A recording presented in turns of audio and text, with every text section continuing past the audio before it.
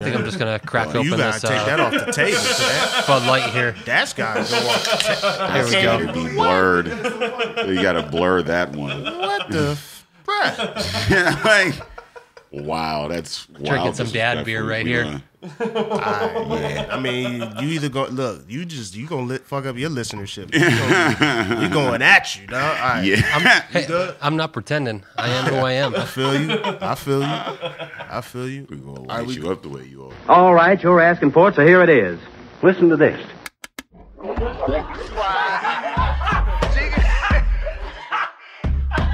want you fucking laughing at. We partners pod, kid. You understand? We in here drinking, singing, singing, all that shit, dog. We sweating, getting wet, all that. All right, welcome to the 168th episode of the Drinking Partners podcast. I hate to do this, but I have to call it the Yamir Yaga episode just because we in the midst of 3 leave and all that shit. Plus, it's just very difficult to find a number 68 athlete that's dope. Yeah. But Cleveland we playing right now, and LeBron had 38 through 3 quarters, so we doing our motherfucking thing too. Yeah. No real relation to the episode to that, but I just have to do an athlete because I've been doing it. I don't quit. 3 leave. I don't. All right, no. He don't even know how to play. They can't even skate. I'm happy your host. I can skate. I can't handle the puck though. All right, pause. Just because that just sounds weird. I'm happy host Ted Ed Bailey. I'm joined as always with my co-host Dave Bracey. Say what up to the people. What's good with you people? We are the Drinking Partners, and if you're looking for us, you can find us on epicastnetwork.com/partnerspod. You can find us on iTunes, Stitcher, Libsyn, and Google Play under Drinking Partners. You can find us on IG, Twitter, and Facebook at Partnerspod. 168 episodes, man. We've been asking y'all, and we will continue to ask you. Please hop on iTunes, rate and review. That's how we know we're doing well. That's how we let others know that we're doing well, and that's how we continue to do well. So please hop on iTunes, rate and review. Hey, man, you love us. You see us in public. You let us know that you love us. Now, at the click of a button, tell the world, man. Just log on the internet and tell the world how dope we are. Yeah. And as always, you know what I mean, in lieu of rates and reviews, I mean, we do accept shots at Henny. I mean, shout out to Car Guy DJ and the Conways for starting the trend. Oh, they came through yesterday as always. Yeah. We got real supportive fans, yo. That shit crazy, man. Yeah. Like, it's crazy. And then, we try to give back. So if you do leave a review, we can read it on the podcast, much like this here, titled Stupid Lit.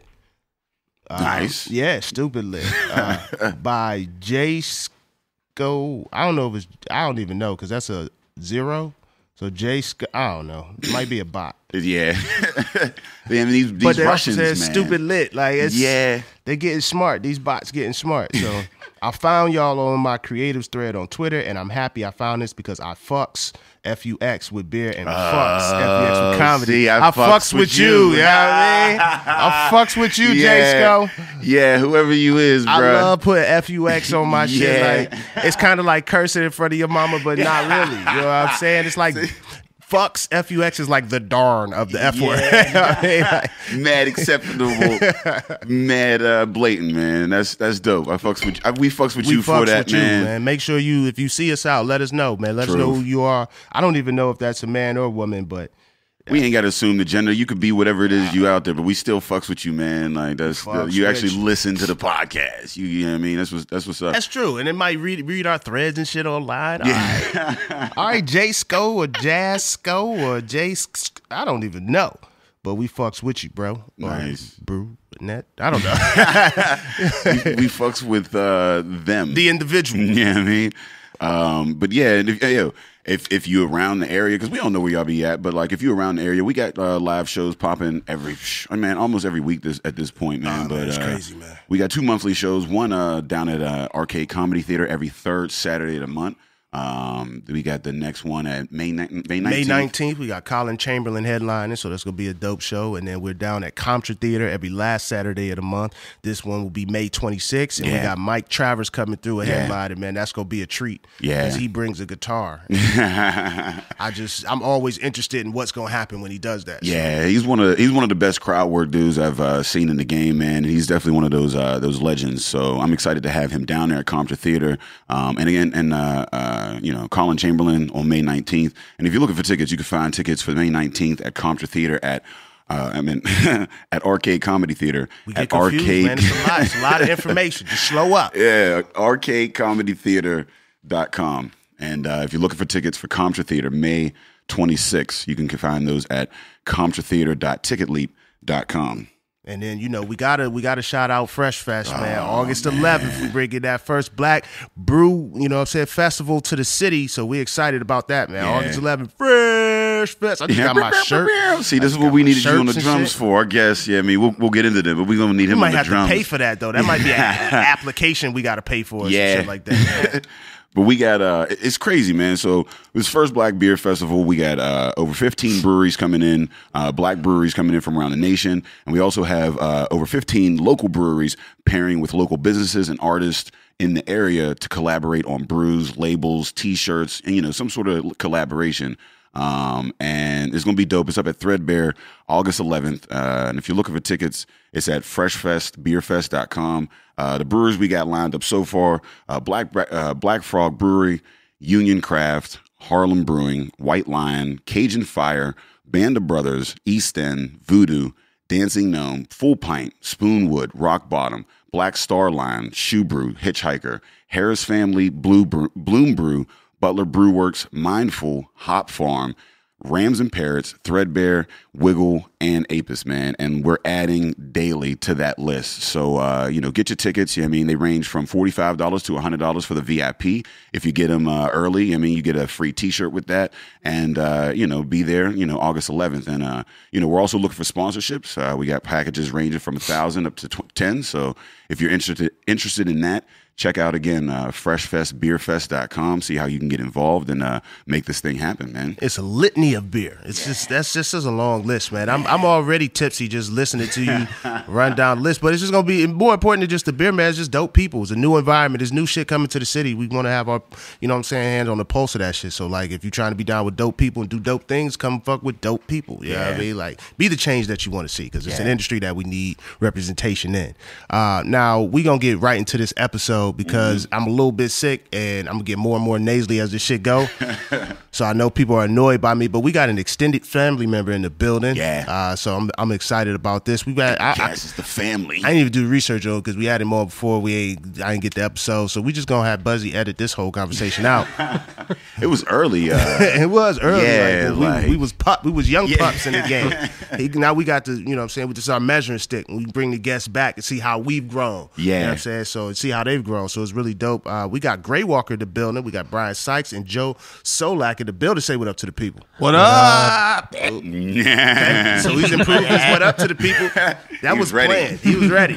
He's ready. He was like, I'm about to do a what up like this. Solak, what up to the people? What up? All right, that was a Bud Light what up. Yeah, That was, coming at you. yes, Yeah, I had some dad beer in my throat at that point. I'm getting over being sick too. That's sad beer. I'm all huffed up on prednisone and some other antibiotics. I don't Great. drink that beer. That's a sad beer. That's a You're missing out. Yeah, man. I mean, we gotta, before we get into the interview, we gotta figure out like what's going on with this blue can over here. Yeah. We can't even say the name. yeah. We got this. I mean, we got a good spread out here. We got Mindful in the building. Shout out to Mindful, man. Always representing. This Nice is what one, band practice looks like every week. Wow. All a I have bunch to of say, great ass beers and then like an embarrassment on the side. Yeah. Yeah. Oh, man. The, so the 12th man. yeah, but it's a delight. All right. It's a Bud delight, if you will. This is the guy that's not afraid to order the pink drink. Nope. At the bar. Don't care. You the guy with the straw and the umbrella? Mm-hmm. Okay, I respect I'm the that. guy who what's up. brings my own straw, actually. Be yourself. That is- He the dude that eat his pizza with a fork. He's that guy. We'll find out about that, hopefully. Got some pizza right here. We'll see what pees with happens. his pants all the way down at the stall. Like, yeah, man, I'm doing me. you're gonna do you. Yeah, Do I you. don't give a fuck. I'm gonna be comfortable here. Yep. You know what I mean? Like, If I could wear long johns all day long, everywhere I went, I'd do it. Even in the summer? Hell yeah. long johns in the summer, velvet. They got to be like velvet or velour. Nice velour long johns. Feels Leopard fantastic. print. Can you have velour long johns? Is that a thing? Is it a long john if it's velour? I don't Like I even thought long see. john was a certain, certain material, yeah. I thought it was a certain material, certain way of stitching that material. Yeah, Like, I- at that I point, have- you just got on stretch pants. So velour joggers. Sounds like Kanye's next clothing line. That's definitely a Yeezy drop. Dad We wear. done with her. We done Definitely a with her. Yeezy drop. We done with Yeezy drink Bud Light. We gotta figure out what's going on with my guy, man. Yeezy just. I've been done with that going dude through some forever. things, man. He's going through some things right now. Going through some changes. You know what, man? It's almost just like this is who he's always been.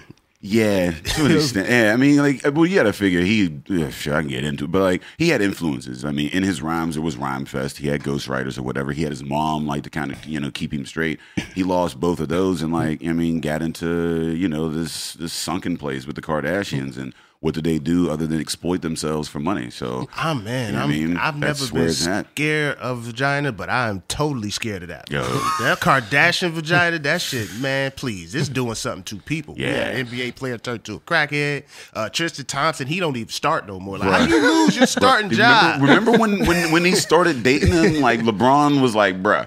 It was like, the whole team was like, fam, you don't bring him to the locker room. Then he brought the camera crew to the locker room, and now, you're bench warming. Yo, they got a teacup. I mean, they got a teacup and a chair. They got a special move, man. I'm telling y'all, they got a special move. That one guy's still around though. That Scott guy, is that it? I don't know. My wife watches that show, so is that the guy? Yeah, I think that's. But what is he? What is he? I don't know. Isn't he the husband, or is he just a boyfriend, or what? About. All his shit, like he probably do some wild shit too. It's just you don't see it because he don't have like a skill. Yeah, he didn't have a career. This is one of the other sisters' husbands who was on the show. But he wasn't like a thing before the show. He just never wore socks with his thing.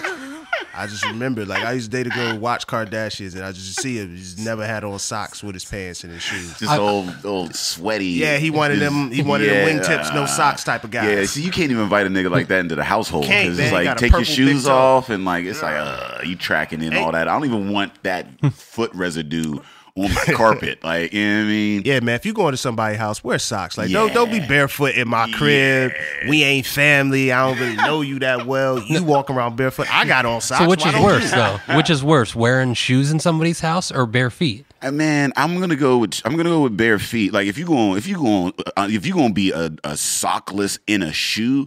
Nah, bro, I'm not even because then it's just. But you're tracking all the stuff from outside on your shoes. Where if you're bare feet, right? You're probably pretty good. There's probably not germs I think everywhere. Different bacteria grow when it's wet. Like you're looking at fungus and bacteria that grow in a wet environment, moist, if you will. Yeah, moist. I don't want to see versus a dry environment. Yeah. You know what I mean? Like, and that's what socks do. They keep our feet dry so that we don't get athlete's foot. If you got a fucking sockless shoe, that just sounds like you're just gonna track that in. Like what if you got kids walking around in that now? You know what I mean? They crawling in your fungus. That's I don't know. Just don't be, and then like, just don't be in my house barefoot. You a grown ass man, you gotta have some socks on in my crib. Like I always have socks on in my crib, so therefore every man in my crib has to have on socks. So do you have like a spare pair of socks in case somebody comes over without? You gotta go the fuck home. I typically don't invite people over. I don't really have a lot of friends. Like if you're the sockless shoe variety, we typically don't hang out. You don't associate with those kind of people. You ain't come prepared. Like you gotta go. Like I don't just have a pair of hospital footies for you. Like here you go, bro.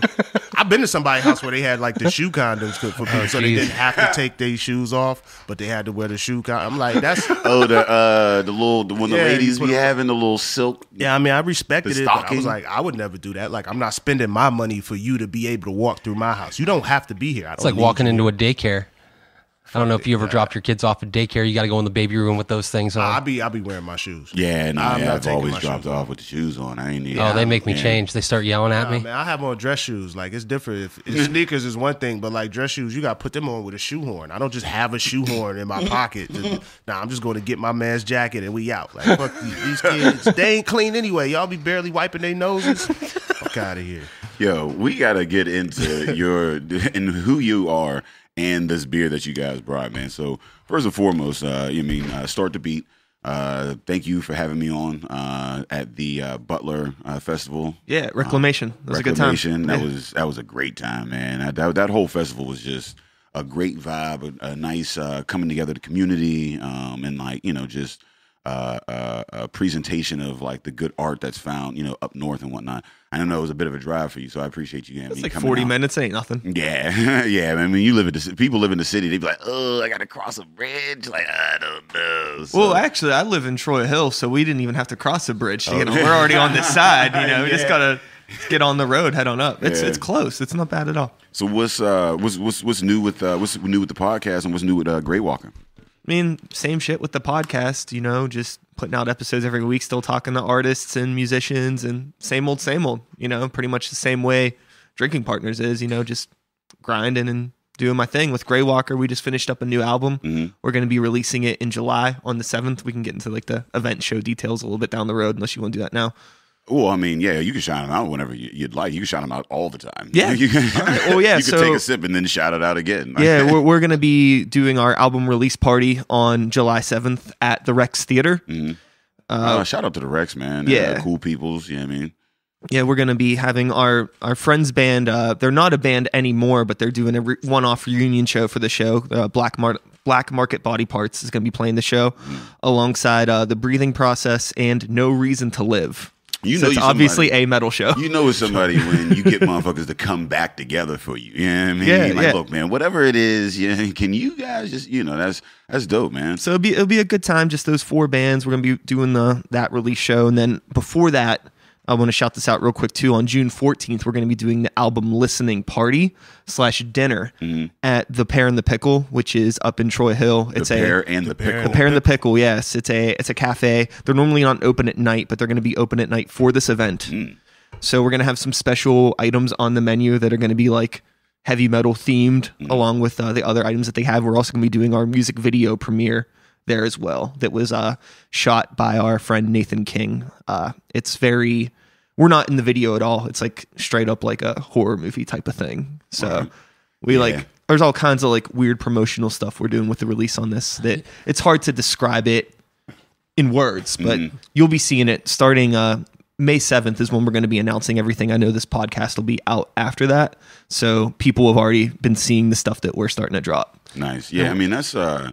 I mean, I like how, clearly, it's, you're doing something different, and like, that's what the city needs. I mean, like, that's what art, you're pushing, a genre. When it's hard to put it into words, like, we put out flyers and it's hard to put in everything that goes on to the show because it's something different. I mean, so like, shout out to you for, pushing the genre. So tell the audience, like, your music, a little bit of background and why and how this album is different or new, compared to what you've done, now, because like, putting out music just for music's sake is bullshit. It's like, are you progressing your sound? And if so, how and why? Like there's a purpose behind continuing as opposed to just doing the same thing. So tell us how this is continuing. First, give us a little background of your sound and how this is, different from that. Yeah. So we are a melodic death metal band, and they started playing in 2011. I was not in the band, and Colt, our bass player, wasn't in the band at the time. They released an EP, and then afterwards kind of went on a hiatus. And then a couple years later, they got back together, wrote some songs, and they needed a vocalist to step in. So I ended up stepping in, writing vocals for the songs, and then we put out an album, played some shows, and then that's a quick fast forward to now. Yeah. So what's different about this album is I would say that it's the first album that we actually all wrote together as a unit, you know what I mean? Rather than me stepping in late and like, there's a lot more focus on what we wanted to do, thinking about what worked, what didn't work on the last release, and just having a lot more control over everything, which is funny because the name of the album's Without Control. But it was a very much controlled, meticulous process, just really taking our time and not trying to rush anything because, this is like still like a side thing for us. We all have crazy lives and shit that we do outside of this. So, yeah. And I think we really took the opportunity to nail down our sound. The last record I thought was great, but I think we really captured each one of us in this album compared to the last one, since it was all 5 of us that contributed it 100% this time. And we actually produced most of this album ourselves too. We recorded the majority of it ourselves, and I mixed the album ourselves. We were just a lot more in control over the whole process. So tell us, how with that control, how that differs from, the industry, because the industry is changing, quite a bit. And, having that key or whatever, how has that aided you in your success, now versus say what the technology or the reach was, say 10 or 20 years ago? I think that it's just an advantage for us because we're able to really make a product that is our product, not a reflection of somebody else's ideas with our name slapped on it. You know what I mean? It's like every single thing from writing the music to the artwork and the music videos, like everything, we have a hand in every single thing that we do.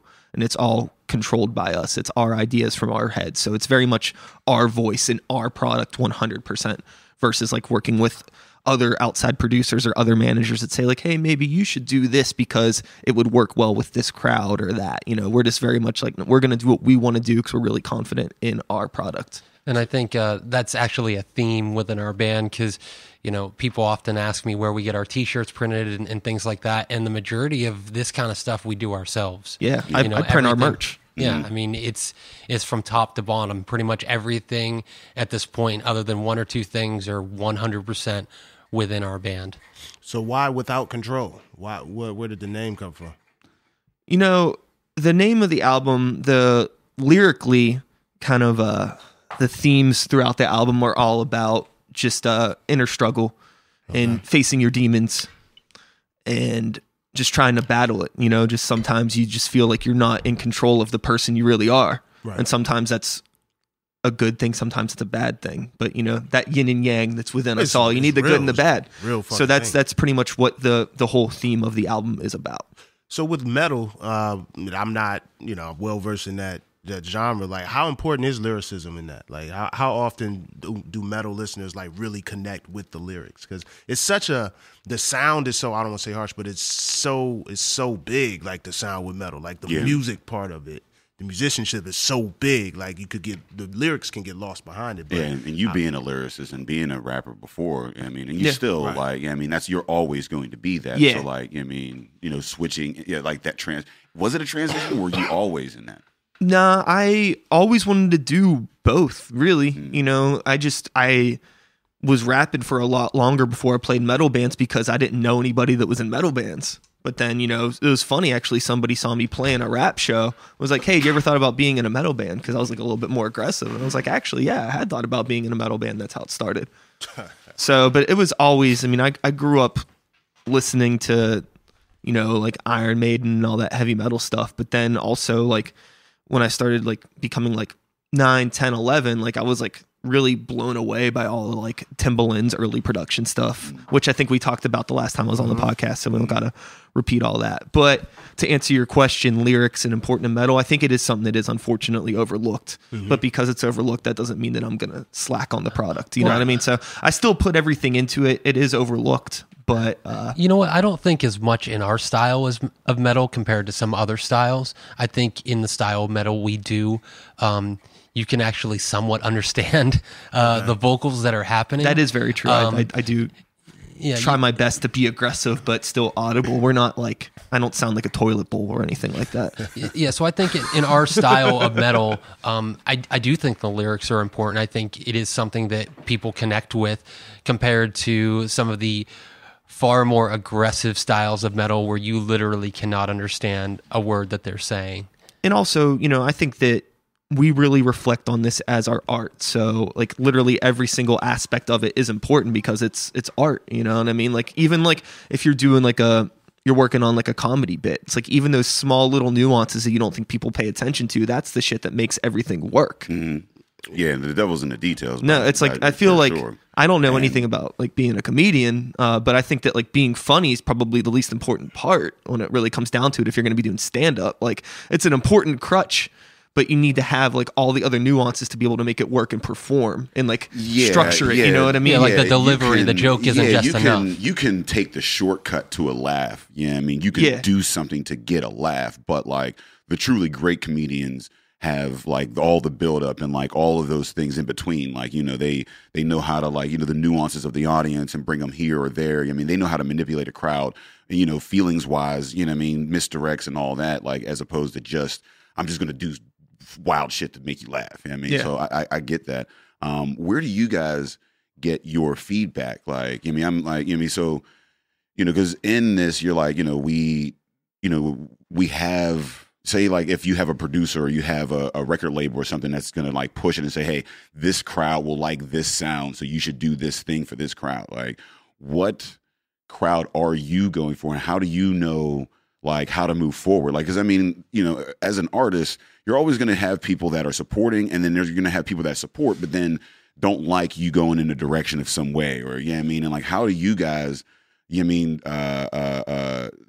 differentiate the good feedback from the bad feedback and push in a direction? I mean, without like, say, a record label saying like, taking analytics and saying this is your best chance for success, because it's hard. I mean, like, the motivation, like, what is success? And you could go for notoriety and money and fame and like, continuing to do what you do and making a profit, or you can go for what you truly want to do. And then there's some kind of sweet spot in there where like you're doing what you love to do, but like you're also doing it in a way that's making money and pushing forward. So how do you guys like keep that balance? Well, I think it's kind of, similar probably to what you guys experience is you don't necessarily change your whole formula, but you understand that you look at the crowd and you figure out what within your style people are receptive to and what people are receptive to that you try and do but doesn't really work. So I don't think we really try and change what we do, but I think we do notice crowd reactions to certain parts of our style that work. Yeah, I mean, there's songs that we play, and if they don't go over well, we stop playing them live. We work on adding other things to it. Y'all can do that. You can write new jokes. I can't abort a joke mid-joke, though. No. Oh, yeah. Well, I mean, we can't abort a song either. Yeah. We're talking about, like, if it doesn't work in that set, I mean, it's not going to be the last set you ever play, so you just got to work that out of your set, work on new material, and then just work on crafting the set together. I mean, I think now we're all in a position, everybody sitting in this room, where we've been doing this for, enough time now that we've been able to craft a body of work that we feel really confident in. We've kind of grown out of the growing pain stage, and now we're just kind of coasting on making it bigger and better. You're going to have to speak for all the other people in this room, because I still am growing with much pain. Well, I think we are too, but on like a very like you can step on a stage and probably hold your own though and be fine. Oh yeah. It's scary sometimes. I mean, with the growth, like because you don't want to become stale. You don't want to hit a platform like a plateau or whatever. And I always feel like the as soon as I feel like I got it, I'm gonna die. I mean, like comfort is like death. Like I mean, in our industry. So like I'm always like and as we continue to grow, that resume is there. But like sometimes it's easy to just be like dependent upon that or even feel pride in that resume and be like, look at what I've done. And it's like, as soon as you start to like feel entitled to it, then you're done. Well, I think that's part of kind of why we try and branch out and start doing different things outside of the music itself. Like we've brewed beer with Penn Brewery. Mm-hmm. We've made a hot sauce with Allegheny City Farms. Yeah, I'm looking at this hot sauce. Like what is this? It's hot sauce. Yeah. I mean, it's a peach-based hot sauce. Mellow Death. Made from Allegheny City Farms. Shout outs to Tom Mata. He's our good friend. And we just wanted to make a hot sauce. We're really into doing things that are outside the box and collaborating with local communities and local businesses outside of music. Wow, because it sounds like somebody we know, with an award-winning podcast. Hey, we're an award-winning metal band. Yeah, see, I saw the belt, man. I was there that night when you guys. Oh man, I'm so jealous of that. We've done that 2 years, and we got City Paper Best Metal Band. Shout out to Tom Klingensmith on that. That beautiful fucking belt. Fuck, man, but we did this hot sauce. It's a peach base. The main pepper in it's a habanero ghost pepper hybrid. There's no extract in it. It's all natural. Tom, he grows everything that he puts into the hot sauces. He's like a super underground DIY dude. Like everything from growing the peppers to putting the sauce in the bottles and labeling these motherfucking things. He does it himself. Wow. So out the mud from the ground up. So I mean, that was the thing, and like teaming up with him has been awesome because he brought some people to us. There was people like some motherfucker in Norway bought hot sauce from us. Gotta eat. And now it's like that's not a connection we wouldn't have made if it wasn't for the hot sauce. And then it's the same thing. He's doing events, and people that are fans of us are going to his events and checking out his other shit. And it's the perfect way to do it is to like go outside of just being in bands and doing things with bands or doing comedy and doing things with other comedians. There's so much other ways to like navigate. We fucking Black Forge made a drink for us, and we're doing this event at the Pear and the Pickle to, basically because I really, really love what they're doing up there and just team up with local businesses. Well, what the fuck is that? And I think what's really cool through all of these experiences, I feel like we've kind of grown our family. Like all these businesses that we work with are people that we really like and people that we genuinely enjoy being around. Yeah. Literally Tom came out and helped fix something at my house on like New Year's. Like that's the kind of relationship that you build through this. Isn't it dope like being in that? Because I mean, that's with the Drinking Partners podcast. I mean, we started on the sense that like, let's reach out to the community outside of just being on stage. And it's the same thing, like cross promotion and like building up the community, hyper local and whatnot. And it's crazy, like how like these connections become like actual like friends. You know what I mean? Like Dave Sermonera, shout out, Apis Meadery, showed up to the Christmas party. I was like, oh shit, like you know what I mean? And it's so weird because you're used to having like I've always been like a professional relationship and personal relationship, and there it is. You know what I mean? And like then you start to like work with people, and like you said, I mean they become actual friends. Because that dude drove all the way up to Jamestown to see us. He did. No joke. Yeah. I mean that seems like the model here, especially when and I wonder with metal, is it seems to be really important because I don't know what we spoke about this earlier, like what the metal demographic is. So I don't know who listens to metal. I'm sure there's a stereotype about male 25 to 34. It's probably according to Facebook. Everybody's male. Every demographic is male 25 to 34. That's everybody's go-to. But like, I would guess that you got people who listen to metal that you would never even think of. Like that CEO, he's listening to metal. Like you would never. So like, how do you target outside of? I mean, how do you target metal fans? I'm wondering. And two, like, with these cross promotions, I'm sure that helps. And do you see now you kind of dealing with people that you wouldn't expect? Oh, 100%. I mean, and metal is a weird thing. So when I talk about metal to some people, I mean, I work in a corporate environment. I say metal, and the best they can do is I'm gonna keep it real. I'm gonna brand you. Yeah, like, I'm a nerdy dude. It's all good. Yeah, I definitely don't fit the part. But I work in an office and I say metal, and the best they can come up with is pretty much Metallica, which is cool. Yeah. But that's different than kind of what we play. Or I can't really. I'm trying to think of like a cross promotion maybe with comedy. Maybe the difference is like a Jeff Foxworthy versus like somebody a little bit more underground is maybe Jim Jeffries. That's the best comparison. Pairing the music with like the comedy or whatever genre it is important because not all comedy and not all music is the same. So you'd like to have that flow. What is metal? Like say like because there's rock and roll. That is a good question. Yeah, I mean, what separates rock and roll from metal? Yeah, I mean, because like from my understanding, there's two forms of American like country and blues, and then from that, like all the rock and roll, the jazz, the rap, the R&B or whatever, like is based more or less in blues. So like rock and roll seems to be, for me, my understanding of it is the closest thing to metal. And what separates metal from like your Rolling Stones? I would say like here's an analogy for you, right? Mm-hmm. Let's say rock and roll is a stout. Heavy metal might be an imperial stout. There we go. So like faster, like I mean, you're a little more accentuated on various. It's gonna mess you up a little bit more. Yeah, yeah. Just it's a little bit. It's the same ingredients, but delivered in a stronger package. There might be more aggressive distortion and compression on the guitars. The music might be faster. The overall dynamics are going to be heavier. There might be a little less singing and a little bit more screaming, but even some metal that can translate because there's so many subgenres. It's like trying to say like, you say like, hey, do you like metal? It's like asking somebody if they like beer. Yeah, there's so many heavy metal, there's death metal. Yeah, there's so many different nuanced things in it. You know what I mean?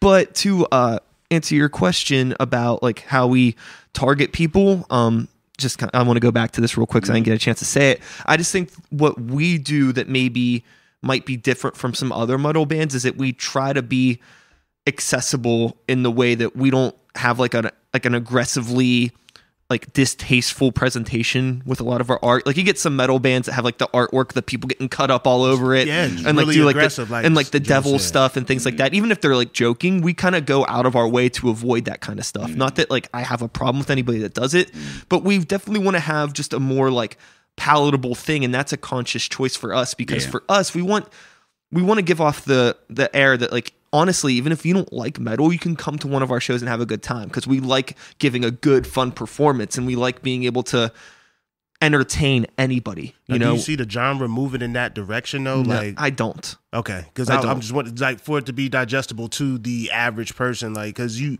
with a genre like metal, I'm assuming it's very niche, like very niche. Like, I mean, like, you either like metal or you don't. Like, you don't just listen to R&B and you have this one metal song that you rock with. You know what I mean? It's not in the rotation like on. I mean, your regular DJ. Like, we gonna be here and. Yeah, but even listening to how you were like, all right, I'm focusing on lyricism. You know, it's a little more.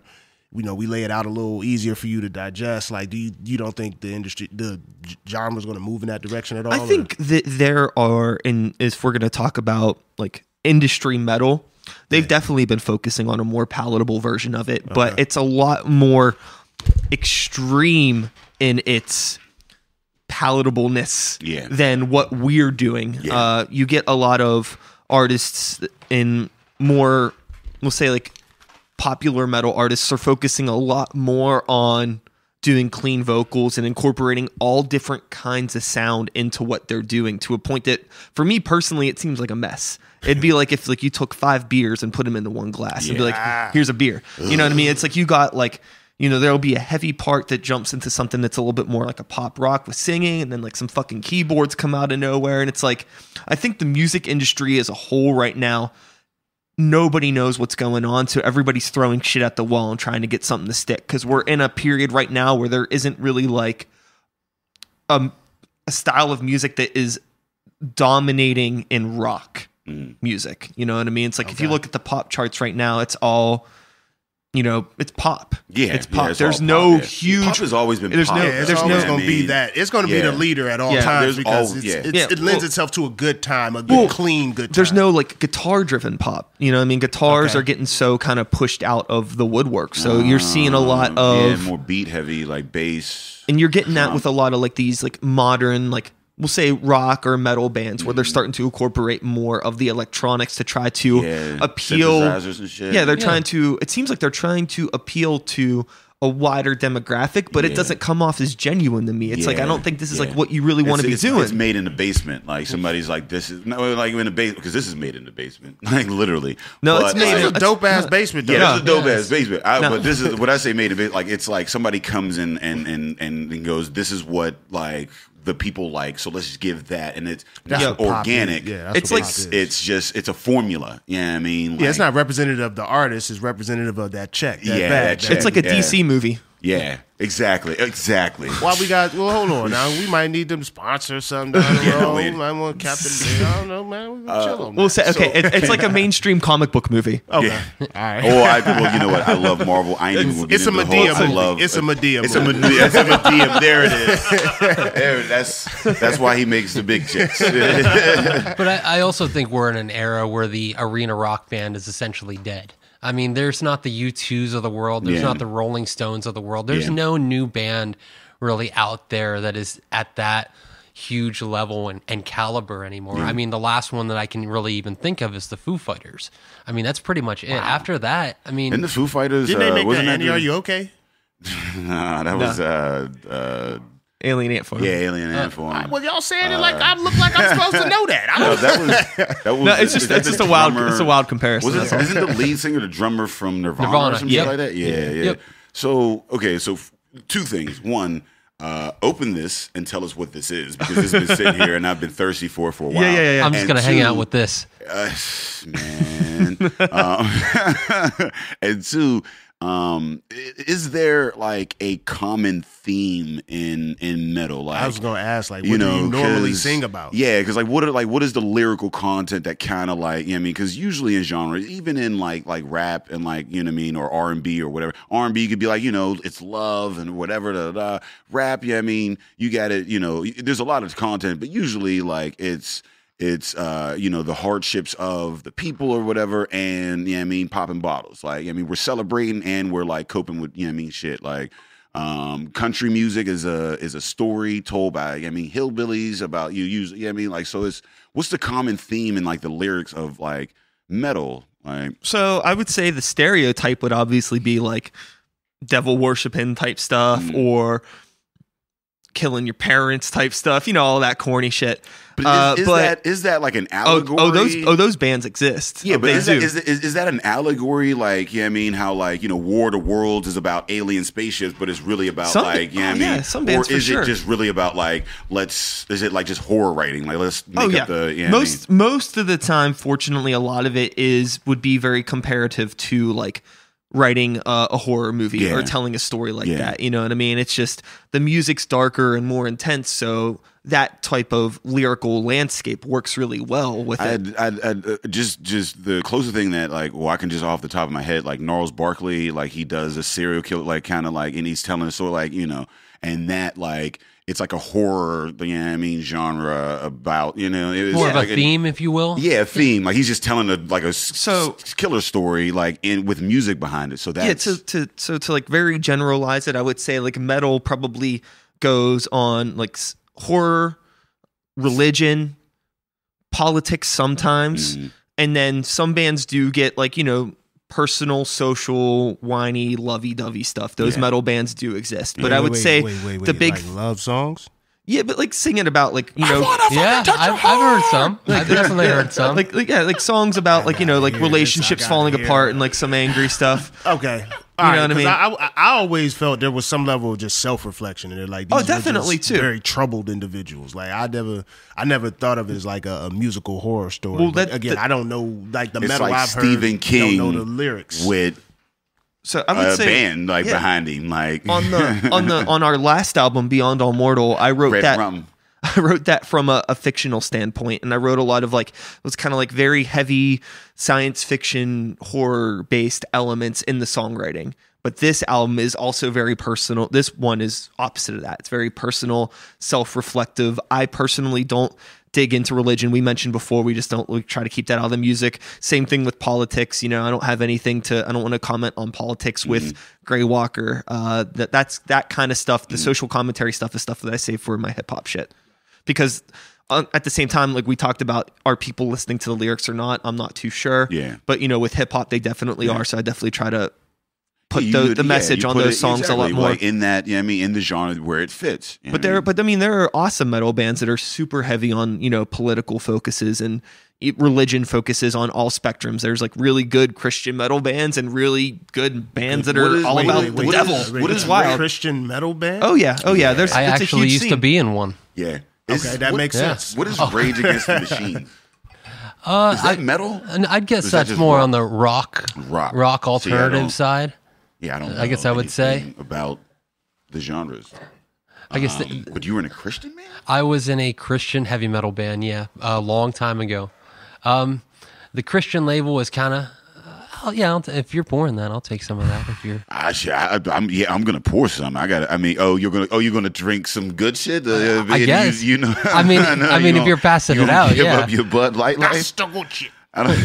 But it's one of those things where you can kind of just label any band a Christian label as long as you don't, or a Christian band as long as you don't swear.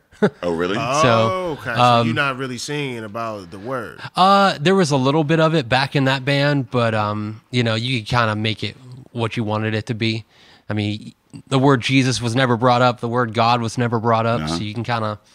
So as long as you can play clean, you could be a Christian band. Oh, 100%. Oh, so you get them corporate gigs. Yeah, I'm not trying to knock it, but corporate gigs. Okay. I feel you on that. All right, I'm gonna try this because this is out here, so I'm gonna try this. But I think the difficult thing about being in a band where you do the political commentary or the religious commentary is you have to make sure that view reflects everybody who's within your band, which I think is really difficult. Yeah. I think if you have multiple people together who feel somewhat differently about different issues, it's hard to write lyrics around all those different differences in appearance. One voice. Exactly. It's like because it's different. Like because to an extent, like with drinking partners, as Ed, me and Ed or whatever, we have our our podcast and our production company or whatever. But at the same time, we're still offered like different voices. You know what I mean? When Ed speaks, that doesn't mean he speaks for me and vice versa. You know what I mean? Like, and on the same thing with the stage, like we're not on stage together saying that. Even in a podcast, when we put a podcast out, we're typically arguing. You know what I mean? So like, putting out a product doesn't mean that we agree on everything that's said within that. But with a band, like you said, when you put out a song, that's one voice. Well, I think though with us, we still have to have like a very similar message. Like we're still preaching that small business, whatever. We just argue on things within. So I'm certain with a band, like we want this song, but then we got some shit within this song that's like, well, nah, I want this to go here. I want this type of chord to be played. Or, I don't even know how you put together a metal song. Like, I mean, usually with us, it kind of just starts with the guitars, and then for me, sometimes they'll come up with, kind of generic drum parts, and then I'll make up whatever I want. But really, it starts with guitars, and then after that, it's structure. So figuring out the order of which you want the parts to go, because you kind of want a dynamic within your song. So sometimes they'll come in and all the parts are great, but it has no dynamic. It's not really taking you on a journey. Yeah. It's just kind of part to part to part. That's kind of like where I step in a lot of the time. I'm like very much a structure fiend, and that just comes from my background in doing hip hop and essentially like pop structured songs. Yeah. And that's how a lot of the Greywalker stuff still sits on that skeleton. Yeah. You know what I mean? There are metal bands that kind of go off and write these huge, long, progressive pieces that are just like compositions. But us, it's like, no, we have an intro, verse, chorus, bridge. They're structured like songs. There's parts that, when I'm writing vocal stuff, I still keep in mind, like, even though I'm like yelling, I still want this to be catchy. Yeah. We want these guitar parts to stick in your head. We want to write songs that are going to stick with you and not just be aggressive for the sake of being aggressive. Yeah. We want to write good songs at the end of the day. It's super important. I mean, lyrically, again, I'm just throwing out as close as I know about, but like Jack Black's band, what is that? The Tenacious D? Yeah. Oh, Jack Black. I was thinking of Jack White. Yeah, like how like the lyrics of that, like the metal, like is one of my favorite fucking songs of all time. Yeah. Like it's so hilarious, and like he brings in comedy, and the lyrics are very important to what they do, but they also have that metal sound to it. Like, and it's but two questions. One, how important, like when you say guitar and when you start, how important is bass to that? Like, like a bass guitar, because a lot of, that bass line is what drives a lot of the pop and the rap and the blues or whatever. Bass is what makes it heavy. Yeah. It's the low end. Okay. You know what I mean? Two, what is this before I drink it? I've been waiting to drink it, but I didn't want to drink it until you told me what the hell it was. So this is a Baltic porter. It's French. It's from Quebec. Les Trois Mousquetaires, the Three Musketeers. It's a brewery in Quebec. This is their Baltic porter. This is a special edition of it, aged in bourbon and brandy barrels. I could What's the percentage on that? 10. Oh, that's it was going to be a tenner at least. Yeah. It has a little like sour. It does. There's some funk to it for sure. Yeah. I think that a lot of that sour note is picking up because we're drinking this a lot warmer than it should be. But I'm not going to be a nerd about it. Well, you know what I like. Yeah, it's good. It's good, but I like it at this temperature because, like, I mean, with with beers like these, like they open up as they get a little warmer or whatever, and like you start to get those like deeper flavor. Like when it's straight cold, like with the bread we had yesterday. Shout out to Shoe Brew. Yeah, shout out on the bread. The cherries are in there, but you don't get the cherries until you're about halfway through the glass. It's still. I agree 100%, but I always still like to. At least have the first few sips, cold, so you can kind of get the whole journey. Yeah. Journey's a common theme today. That was my bad because I was like, let's pop it in, and then we kept it out here. It's cool, man. It's still good. Delicious. It doesn't fucking matter. Yeah, no, it is. This is a great, like, well crafted. I didn't even know this place existed. This is I like didn't even a know dessert. this style existed. Like This is the first time I had a bourbon and brandy barrels. Like that's. So I would imagine they take it, they throw it in a bourbon barrel, and then they'll throw it in a brandy barrel, and then they'll bottle this shit. I would imagine, I don't know a whole lot about the process. Yeah. I'm not, I know things that I know. One thing I don't know much about is brewing beer. I just enjoy it. I brewed and don't even know what the hell I've been doing. I know what I like and what I don't like. That's about it. You chef bait some hops. This is like but I mean, like, as far as beers go, if we went like chat up beers, this is the kind of shit that I've been really getting into, is just like diving into the weird like, I don't want to say foreign beers, but just like the Belgian beers. stuff and The bougie things beers. like, Bougie beers. You pull out the bougie beer. Like, this ain't just I'm on the porch after I cut the grass. This is, hey, babe, why don't you come through? But it's the shit like this ain't that fancy. I mean, you can get this. See, that's in the where same, you lost me. seems This is about fancy as to me. fancy as No, one I of the mean, fanciest well, bosses okay, I've it's had. fancy. Yeah, It's man. fancy. It's fancy. Okay, so that's Got the like wrong the word. gold What I'll leaf. say is, it's this stuff isn't hard to access.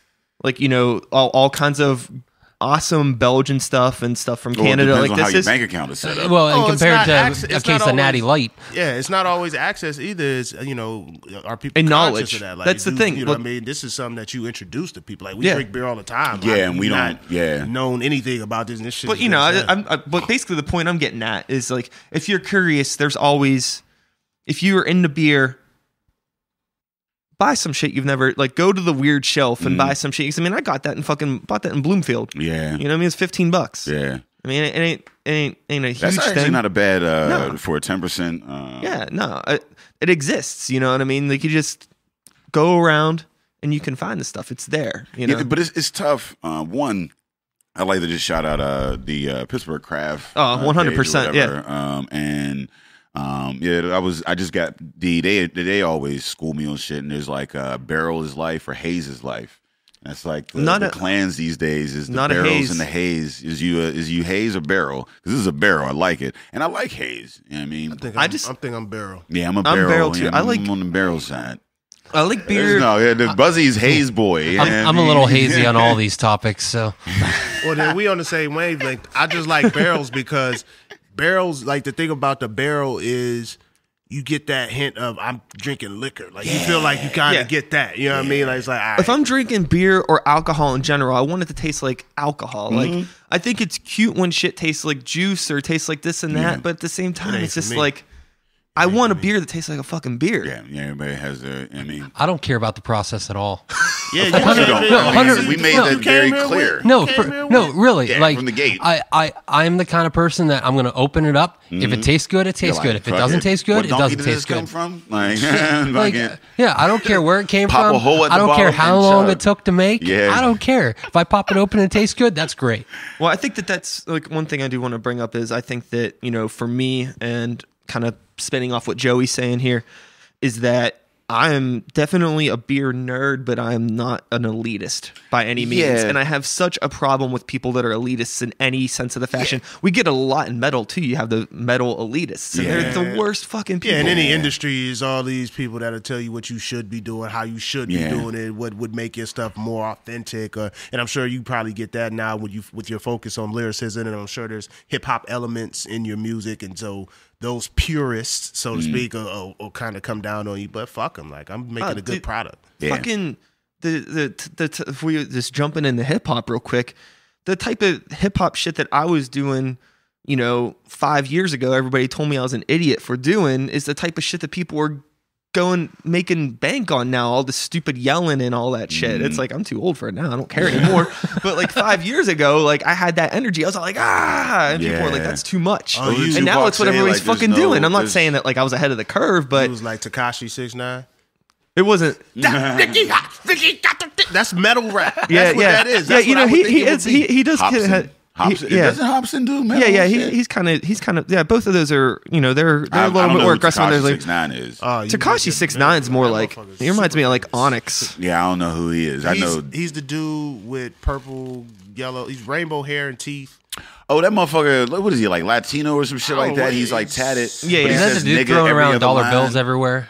Somebody put a clip of him. He was tatted up and down, and he just was He's mad. got 6ix9ines tatted on. Weird. Yeah, I mean, he's just. I mean, he's a loud dude. He's getting a lot of attention. He's playing the game. J. of, Cole ethered that dude. That's who J. Cole was talking about. Now, if you guys hearing this, I mean, put that KOD on. That album was dope as shit. At the end of it, he has a song about, and he was talking about like tatted up from the head to the toe and shit. And wasn't he talking? I thought everybody said he was talking about Lil Pump. I think they're all the same talking. Yeah, people. exactly. He's Lil talking about Pump, Lil Xan, yeah, Tekashi. all the Lils, all the motherfuckers that are just like putting out garbage ass rap that's like trendy for the moment for these kids that are like, oh yeah, I mean, like exploiting them for their bullshit. Like, you're tatted up head to toe. You're not getting a job doing any motherfucking thing when you're 30. That's their problem. Like, exactly. I mean, he's like, yo, you're doing this. He's like, but at what cost? One, you're it's a detriment to the people. Yeah, I mean, like, because you're putting us in a bad light. And two, you're setting yourself up for failure because like when they get older, they gonna be out. Like, yeah, I mean, like, you know. Well, it's the same thing in metal though. Like, look at how many dudes in the metal genre are all tattooed up and are never going to be able to get jobs outside of what they're doing. I mean, you kind of made the joke about how I kind of don't look like the metal dude, but in the same right, you know, like you definitely look gainfully employed. Yeah, I mean that's the thing is like I didn't set myself up to be, you know, tattooed from head to toe. I made sure that, you know, that was something that I took into heavy consideration, considering a lot of the people that I surrounded myself with over the years in the metal genre. I was just never the kind of guy that was like, yeah, I'm just going to go out and get a face tattoo or a neck tattoo. Like, that was something that seriously came up as a concern of mine over the years. Well, I feel like when people do that, when they deface themselves and to that regard, I think it's kind of like goes back to where women say, oh, you drive that car to compensate for, you know what I mean? Like, I feel like they're trying to compensate for the lack of musicianship, the lack of artistry. So they become a thing. And that's where I think the debate in rap and hip hop is now is like, where is this considered rap? Is this rap? Like, you know, if you got Blicky hop, Blicky got, you're not really rapping. You know what I mean? Like, why would I put your music up against someone who's actually rapping, who actually has substance? And that's not to say that you don't have a place. Like, I would never, you know, say these guys don't have places. You young kids making a living, that's fine. Do I think their message is positive? No, but it's positive to see a young guy getting it. But, you know, it's figuring out the difference between the brand and the music, right? Like, what is just branding in order to get the people who listen to that kind of music to like you? So much at this point. I wonder, does that spill over into metal where there's no difference between the brand and the music? It feels like Lil Xan, Lil Pump, Tekashi, like there's nothing about their music that I'm like, yo, you really made a good song. Like, you really put time into that song, but it goes right along with their brand. Yeah, no, I would say like, maybe not so much a subshoot where I see there's a lot of younger bands in the hardcore realm where I don't think for a lot of those bands it's not so much the songwriting isn't as important as just delivering a product that the community's gonna accept. Okay. I don't think they're concerned with like writing a great album or really reinventing the wheel musically. You know, I think that they just want to make some shit that, you know, people can mosh to. And just, you know, fuck each other up to, and just create this persona so they can play along with something else that other people have already laid the groundwork for. You know what I mean? And with rap and with all this stuff, but we'll say mainly with rap because it's a little bit of a newer genre.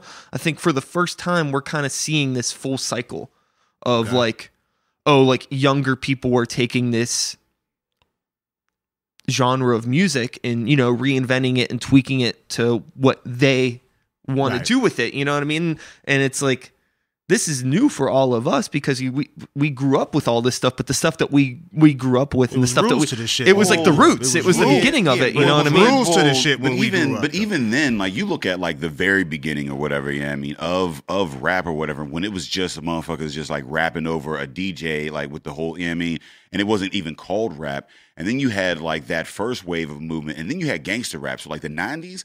Like the 90s was like, I think the 90s is like was where like we like as you mean like NWA came out or whatever. NWA was starkly different from Run DMC. You see what I'm saying? Right. So that was like, yeah, I mean, in the youth, and I remember like having like kind of older heads when I was a kid being like, oh yeah, you listen to this dumbass, yeah, I mean, like this gangster rap shit or whatever. I never like encountered that with that. That's yeah, crazy. Like I did, like, I mean, like, cause you know I'm a little bit older, you know what I mean, like, and it was, I just remember like. I remember there was a old heads would be like, yo, like this new shit, yeah, I mean, this new No Limit and all this like gangster shit, kill, like y'all need to listen to Rakim, yeah, I mean, and like Run DMC, like this wasn't, yeah, I mean, what it was supposed to be because like before it was just talking about the ills and partying. Yeah, maybe we're the old heads now. Yeah, like maybe. So then like so the 90s came in and then it was like, all right, it was like gangster rap or whatever, but it was still heavily based on lyrics, yeah, I mean, and I think that was the thing. And then at some point, like you said, it became the bling era. Yeah, I mean, and then there was, I mean, so like it definitely has progressed, and the kids generations have taken a hold of it, but like this is like, it's like you said, it seems like a wholly different. It didn't just like kind of change a little bit. Like it went, like it's almost like dividing. It's gotten so big. There's so many genres of rap that there is like, motherfuckers is like, that's what is rap. There's that many genres. I just feel like this shit's not rap. Like this is turn up. Exactly. music. That's the thing is that they like, not rapping. I don't, like they like, just saying shit, but they not rapping. I don't think 90s or the 2010 era, people were like, this isn't rap. They were like, yeah, this is the type of rap. The message that I would changed. Like. The message changed, but this is still rap. This is the first time that like rap has been something where people will be like, is that even I just don't the think, same genre? You know what I mean? I don't think that the art matters in rap. The craft doesn't matter. I think that like a lot of these younger rappers are more they're more focused on curating their Instagram story than curating the songs they're writing. It's so blended with the brand. And I mean that's but it's for a generation that we're probably all disconnected with. I don't get it. I think it's really scary. You know, it's like for me, you know, I always try to keep, you know, social media should be an accessory to your real life. Yeah. But for this generation, real life's an accessory to social media. Yeah. Social media is I think the real shit for them. I think there are the young folks that are in that where it's an industry. Like you have artists that are doing it for money, and you have artists that are doing it for art. I mean, like those are like, and when I say artists doing it for money, you have businessmen in the business of rap, and you have artists that are rapping. You know what I mean? Like actual rappers. So like even in the younger folks, you know what I mean? Like, you know, Top Dog Entertainment is doing great shit. You know what I mean? Like, yeah, like, you know, the Kendricks and like the J. Coles and like even Nipsey Hussle, you know what I mean? Like they're their younger crowd. They're rapping like keys to success, like, you know what I mean, the shit that we grew up in. So it's out there. It's just not as heavily promoted as the bullshit. But like when you look back, honestly, the most shit that you see like that was promoted, like even as a kid, the bullshit was promoted the most. You know what I mean? Like as a kid, the thing was that when we were younger, we knew the underground shit. Like, you know what I mean? Like I don't remember a lot of rappers or like, you know what I mean, people that I was into that had like straight radio play all the time. You know what I mean? Like I knew like, I mean, like when you look at say like the No Limits and like Wu-Tang might have a song, but like I wasn't even listening to that one radio jam. I was listening to the CD or whatever, and I was getting the bootlegs early and shit. Like we were in that community, and like the real shit was never really promoted heavily. Yeah, no. Well, I think the difference is now is the people are the curators now. There's not the labels. There's not a lot. Well, there's still the labels and everything, but not as big as they were. There's a difference between like, I mean, because everybody's using social media, so like, yeah, but there's a difference between like promoted post and an organic post. You know what I mean? 100%. And like that's what a record label, I feel, at this point gives you. They still give you the money to kind of like continue to do what you're doing, produce the thing, and then push it. But like, you know, the fact that we do have the keys ourselves, it allows folks like us to kind of get in there and at least compete, at least, you know, be on the same, you know. I think that, you know, in all music and hip hop, I think there was always like goofy, obnoxious bullshit. But now, thanks to social media, they have a platform to let their obnoxious voice be heard very easily. Mm. And that's the kind of shit that just like, it's just like it's like a bacteria that grows in social media, something like a Tekashi 6ix9ine. Like his personality is perfect for that breeding ground. I just don't even know. Like That's I don't even know what you guys are talking about. Don't get familiar. It's not worth it. You know, it's not for me. It's a different generation, different people. But moving on, because we're a death metal band. How we gonna keep talking about Tekashi 6ix9ine? I guess I rap too, but you know, shit happens. I did want to ask. It's all musical. It's all relevant. It's all music. I mean, like, and it's society as well. Like, I mean, it's having an impact. Whether you know, like, whether I know Tekashi 6ix9ine or not, he still has an impact on my society. You know what I mean. So, you know, I should know in a sense. Definitely. I wouldn't say that. I don't think you should know who he is. If you don't know, just stay. I figure, you know, don't get familiar. Stay away from I'm in my 30s. I have no business knowing who he is or talking about him. It's not for me.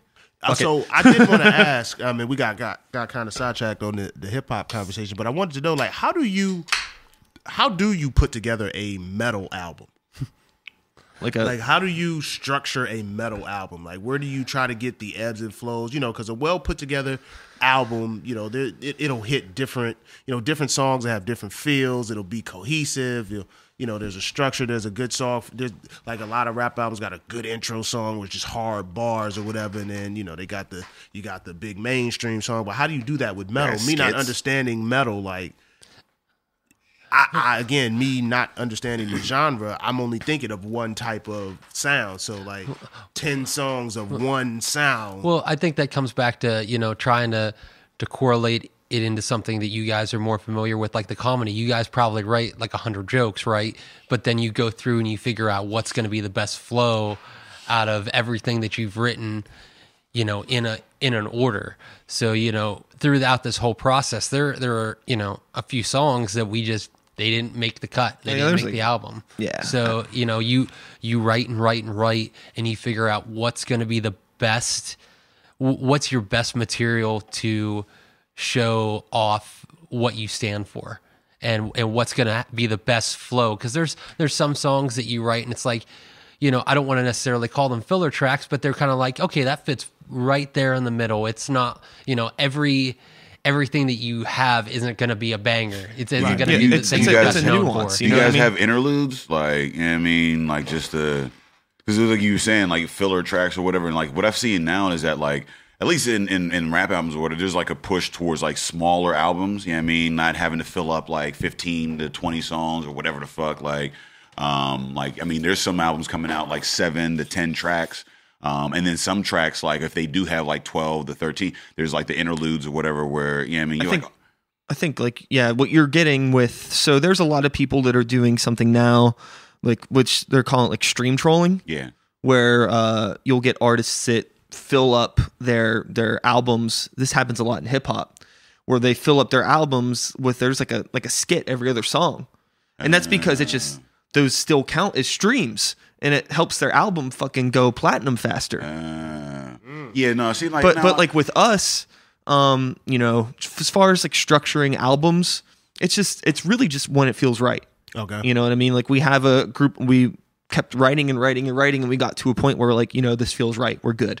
And then we put all the songs together and we're like, like this feels like this feels like the intro track, this, just really just based on feeling and gut and what we think the order of it should be. You know what I mean? It's probably no different than structuring a comedy set, just gotta keep people interested throughout, but you want to, with timing the stuff that is going to go really, really well, very smart. You know what I mean? So now the songs that you put in the vault, like do they get vaulted forever, or like, because like we might bring back some elements of them. Lost tapes, like we have so much shit that got scrapped, but a lot of the stuff that got scrapped or kind of put to the side from our last album, we ended up figuring out what to do with it on this album. Yeah. I think it's really important, not to have like one thing and then focus on trying to make it right. Like if something's not going to work, it's not going to fucking work. You got to be able to let go. Yeah. Even if it's, that's the thing, is like at the end of the day, we're writing songs. So we might have like one section that we really, really like, but if we don't have the other stuff to complement it and make it a song, it just has to sit there until it's fucking ready, man. Well, I think it's dope that you could do that, because like, and I know we keep going back to hip hop because that's what I listen to most. Yeah. But it's just like no, that's fine. It feels like if you write a hip hop song and it don't make the project, it's hard to bring that back because now the genre has changed. By the time your next project come out, that whole genre is moving. Unless you Kendrick, he dropped a whole fucking like album of lost tapes. Well, I think that he ain't even numbered them bitches. Yeah, but he just dropped it. How much impact did that make? It made hell of an impact. Like I'm still rocking those songs. I'm mad he didn't title them because I can't even remember which song was what. I think that it showed he did that with so little like publicity moving forward, and they were a B set. He dropped it at the same time as Kanye, and you look at the two different models and how like Kanye did all this controversy to drop his shit. Kendrick quietly dropped a B side and still went platinum. You know what I mean? Like with us. So it's like that says something about the art and like what it takes to sell. People will get into your shit if it's real and AME. You don't have to do all this like wild publicity, bullshit. And honestly, like if you're doing the wild publicity shit, I think there's it might be a indicator of how shit your shit is, because that fucking TLOP was shit. That like I don't know how like that he brought on fucking Chris Brown and who's old boy, Orange dude, Frank Ocean, and Chance the Rapper, and Beyonce was on. He had all the hitters, and it was still a trash ass album. I think that there's just that's what I view Kendrick as an artist, a legit artist, and since he's an artist, he can fucking do whatever he wants because it has his voice on it. Yeah. Right. And then you get all these other people that need to maybe attach a gimmick or cater to genres. You know what I mean? So I think that if you're an artist, I think you can. A real artist, I think you can shelf material for as long as you want. Because if you bring it back out, it's still going to have your voice on it. Oh, man. They're going through Prince's, shit.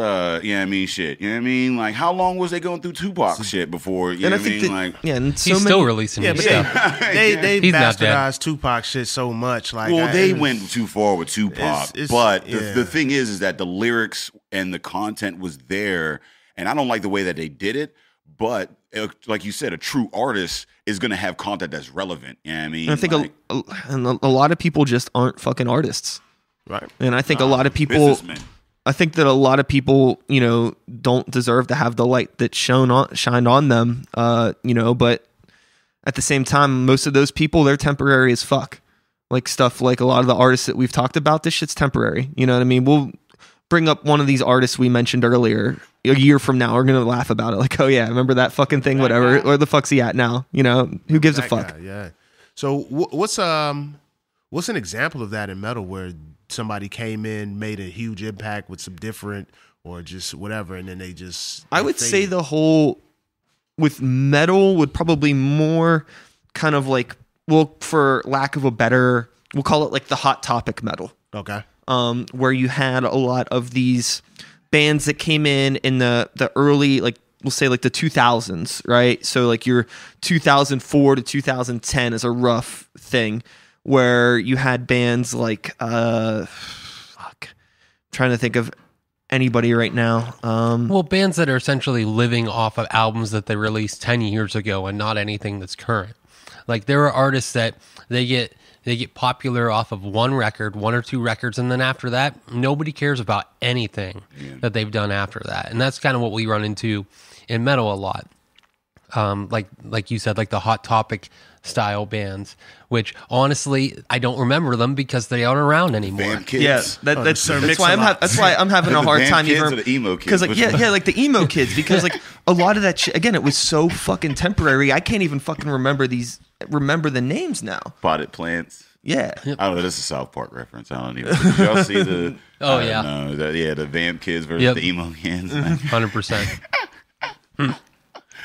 Oh man. But right now, I mentioned this earlier. Currently, guitar-driven music just isn't really in the light at all. So it's hard to give you a current example because right now, anybody with a guitar is kind of like on the outskirts right now. Fucking Guitar Center's getting ready to close almost. You know what I mean? Like fucking when you like, I don't know if you had elaborated because I had to break the seal, but like you said, bass makes it metal or heavy. Yes. So just real quick before we go, I mean, like we could be here all day, but like, I really was interested in that. Like when you say bass, like makes it metal, like what do you mean? So when you think about heavy, you know what I mean? What's making something heavy, intense? It's the low end. It's the same as like if you're listening to, something with a heavy like 808 kick drum hit, you know what I mean? Just that something where the subwoofer's going nuts. It's like, wow, like this sounds intense, right? That's what it is. And it's the same thing. Bass line is like, in a lot, especially in pop music or whatever, like that's big money. Like, I mean. Yeah, it's the groove. It's all the feeling. That's the shit that gets in your body. Yeah. You know what I mean? It's like the melody sticks in your ear. But the bass and the rhythm is what makes it. That's how you know when you grinding. Yeah, I mean, like if you stay on the bass line, you're good. All that extra shit on top of it, like whatever. But as long as you can move to the bass line, you're good. With metal, it's like the bass mixed with the bass drum. Like it's very rhythmic bass. So a lot of the things that are memorable that people remember are like breakdowns, for instance, where it's a specific pattern that's repeated over and over again. It's that bass pattern that gets you really locked into that particular part. So if we were able to play you like a metal song and A-B it, where we pull the bass out, you would notice a dramatic difference. Between that and heavy. Yeah. Because you figure with guitars, it's heavy, but in a different way because you're talking about like the sonic spectrum. The guitars are sitting in like your mid and high range, but with that, without the bass, it's just like, it's like ear grating, like nails on a chalkboard almost to an extent, because you're not getting that low end to balance everything out. You know what I mean? It'd be like I'm trying to think of another beer analogy because I keep dropping them, but like all the bitterness without the smoothness of it or something like that. So like, I mean, but like it feels like you said, I mean, with like hip hop and pop, they're more going in like say bass with the drum, like like you said, like versus like a bass guitar. I mean, like, so or is that? Am I just? I actually don't think there's a difference. To be honest, to me, not at all. I think that's songwriting in general, man. Yeah, I think the bass and the bass drum, like the drums and the bass are very important. Yeah, so I think that's every music, right? That's the backbone. That's your heartbeat of what's going on in your song. It always blows my mind when in like rock music or in metal music, there's people that say like the bass isn't important. It's like, you're out of your fucking mind. Like, you know what I mean? I didn't realize it because like I'm not a student of music. You know what I mean, I'm just a fan and whatnot. But like, I read various things and whatnot, and like. I realized like the importance of like just bass line and how like, especially in pop music and like how like people are like, there's so many lawsuits, and that's really like when you see these lawsuits about different like songs, especially like in the 70s and 80s or whatever, like going into the 90s, like it's always like the bass line is like what people are suing over or like mad about. It's not like the guitar, the melody is not like they're not even stealing lyrics all. Like it's the bass line that they're like, yo, that's my shit. Like I did give that. You that feel. Or they like they buy those like producers, don't they like pay for a like if you or yeah, like a studio musician? Yeah, there's songwriters. There's definitely songwriters that'll pass you essentially the song, and then you can kind of rework it to whatever it is. But essentially, it's the bass line, right? It's essentially the chord progression going from here to there. So, yeah, there's definitely people that do that. And even in our genre of music, the people that are more popular, they have what are called ghostwriters that come in and essentially write parts for them in order to try and get their album done. Yeah. Because when you're on your tour all the time, when do you have time to write a record? So ghostwriters are cool in metal. I mean, I don't know if they're cool, but I don't think it's cool. They exist. Okay. I think ghostwriting in general, fuck it. Like it's not for me. You know what I mean? Like you can do it if you want to do it, but I'm gonna look at you differently. I'm gonna look at you like an actor, not an artist. Exactly. You're a product. You're a product. I mean, the same 100%. thing in comedy. Like if you ain't writing your jokes, I get it. I me's collaboration, but like I mean, it is a fine line between collaboration and ghostwriting, and I think there's like. But like with hip hop, it's different because like in comedy, you look at say like a Richard Pryor. Richard Pryor is one of the greats like in comedy or whatever. But he also had Paul Mooney and Red Fox with him. Like writing him, and that's a thing that can't happen unless you have all of those people involved. Unless you like, because it's not like Richard Pryor was just word for word saying that. He was part of a collaboration process to like make these jokes type thing. But it's crazy like because.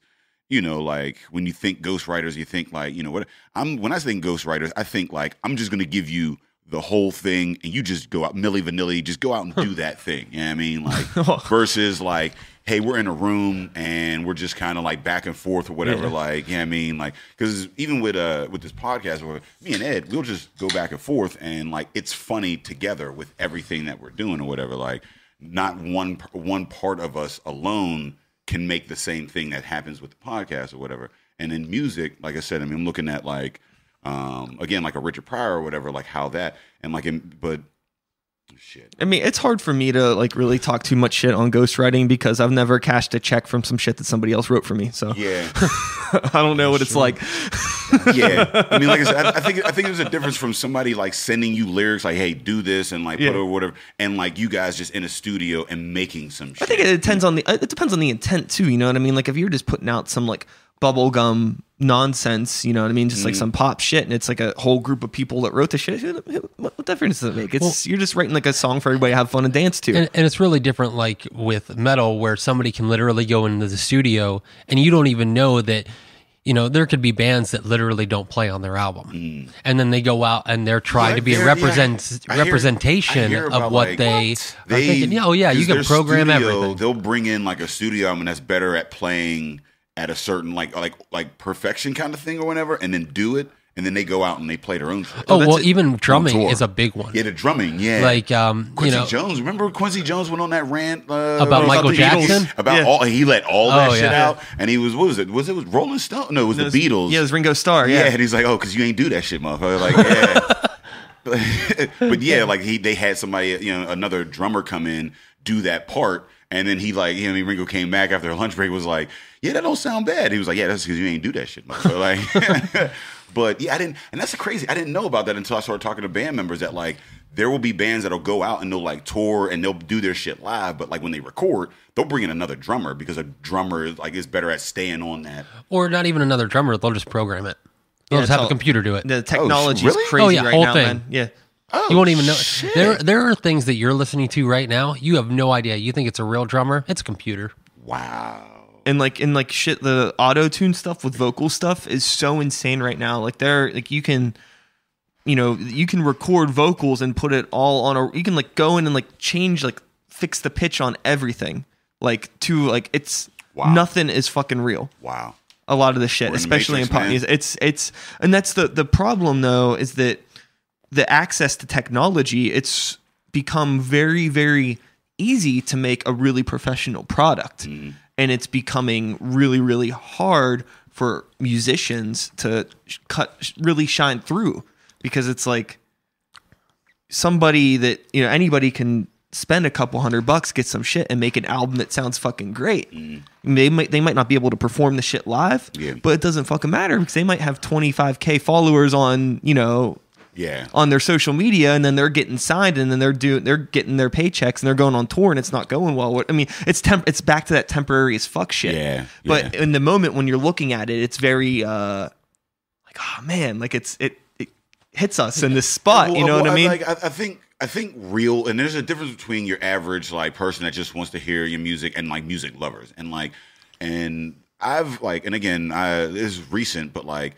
I've been talking to folks, and like they say like, they like the live performance because like you get like they're saying like back in the day they used to record live albums like live in a studio and whatnot, and like some of the like the life that's in a song is in like the imperfections in it. Fuck yeah, dude. Yeah, I mean like when you get just a straight everything's perfect, then it's like but like it's the same thing like with women. Like if you just look like a straight like you were, printed in a 3D type shit or whatever. Like, I'm like, but like imperfections in a woman, even like, I'm attracted to those type things. Yeah, like blemishes on skin. That's and what like, lets you know that they're a real fucking person. Well, but then the other thing is too, like, not only is it easily accessible, now it's expected. It's expected that all of your records sound perfect. Yeah. That there's no imperfection. But then there's the disappointment, right? Like we see all these people on TV, like we're talking about women, for instance, and they look perfect. Mm. And then you go up and you see the caked on makeup. Yeah. You're getting up close and personal. The Kardashians in 3D. I didn't see them. I didn't. The Instagram girl. I was like, she looks real good. And then you meet her in real life and you're like, damn. We had this issue with our last album because we tracked, we didn't use modern production technique with our album. So as a result, there was people that said, the album sounded cheap. Yeah. But it was just like us playing the fucking songs. What do you want? It's not a fucking computer shit. Yeah, 20 years ago, it would have been fine. And I've talked to people that have actually told me they don't like going to see bands play because it doesn't sound as good as it does on record. Yeah, it's part of that magic. I mean, some of that imperfection lets you know that it's a real thing. And the same thing with comedy. Like, if we go up there and we're just doing rote material where it sounds like we're just repeating the same thing that we repeated, that doesn't work for us. We're most relatable when we are like just interacting with the crowd and like we're saying things that aren't expected. Like we're rolling with the punches. Like they don't want to just be like, I guess catered to or just given a presentation. They want to be a part of it. They want to be there. You know what I mean? So like when you hear a band play like live, you're there. You know what I mean? And like if you're a music lover, you can hear some of those hiccups and like how a band like recovers from that and like the nuances like within a whole set and like that makes it like real as fuck as opposed to just like, all right, we're just gonna play the song and it's gonna be the boop, boop, boop, boop, and it's the experience of the whole thing. Yeah, it's the journey, and that's what we were saying the whole time. Like, that's the theme of this. It's like the journey. You gotta make sure the journey's authentic. You gotta be in the moment. Like I think I've never listened to anyone and been like, I would prefer to hear you on the album than hear you live. Like, I like to be at the concert and hear you. Like, well, if they're shit, then yeah, if they're hiding behind all of the if they're hiding about, like, if the synthesizing and the overproduction makes you better, then yeah, that's where you get like a voice that sounds like shit in person, but like in the studio it like sounds like gold. Because talking about Rihanna. Wait, is she bad in person? Apparently, she's not really that great in person. Well, I have this concert. I don't give a fuck. I have this general rule. I talk to my wife about it all the time. If it costs me as much money to buy your whole discography as it does to go to your concert, I'm not going. I'm not going. Because unless you're putting on a really great show, I can just sit at home and look at your poster and listen to your album. Or just look at your poster. Yeah. Or look you up on the internet. Yeah. So free. Let the people know where they can find you, where they can take this journey with you guys. Yeah, so I'm going to shout out those 2 events again real quick, anybody that's listening. Definitely. So June 14th, that's coming up soon. It's going to be our album listening dinner and music video premiere for Without Control at the Pear and the Pickle. It's up in Troy Hill. And then July 7th, we're going to be doing our album release party at the Rex Theater with Black Market Body Parts, The Breathing Process, and No Reason to Live. You can find information on both of those events on our website, which is greywalker.net. And if you're into the social media shit, you can find us on Facebook at Greywalker Music. Just type in Greywalker in the search bar, or on Instagram at Greywalker_PGH. And we're on Twitter too a little bit. Yeah, you can Greywalker Music on Twitter. Yeah, music on Twitter. Unless you're trying to start some shit, Twitter ain't the environment for you. Agreed. I didn't mean to look at you when I said that, Day. I'm sorry. Man, fuck Twitter. Let the people know where they can find us. Oh, man, if you're looking for us, you can find us on epicastnetwork.com/partnerspod. You can find us on iTunes, Stitcher, Libsyn, and Google Play under Drinking Partners. You can find us on IG, Twitter, and Facebook. Well, you can find us on Twitter currently and Facebook at PartnersPod. Hey, we want to thank our guests, Greywalker, coming through, bringing some good brew, bringing some good hot sauce. I'm going to go fucks with it, put it on something, man, and make sure you check out that album Without Control and just know they were in full control. Don't let them fool you. As always, Drinking Partners is the crew, Epicast is the family, and we out of here.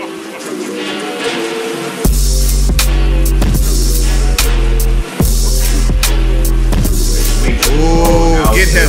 Get him. Get in the back. Get him. Sitting in the back. Get him. Oh. Get Joe. He just OD'd on his pizza. Get him. That's a nice balance, though. Like, it's not like, because sometimes, like, if you get it too hot, it gets bitter. It gets bitter. Oh, you put it in. Oh, you're a masochist. That's metal. That's metal as fuck. I don't know much about metal, but what you just did is metal as fuck. Like,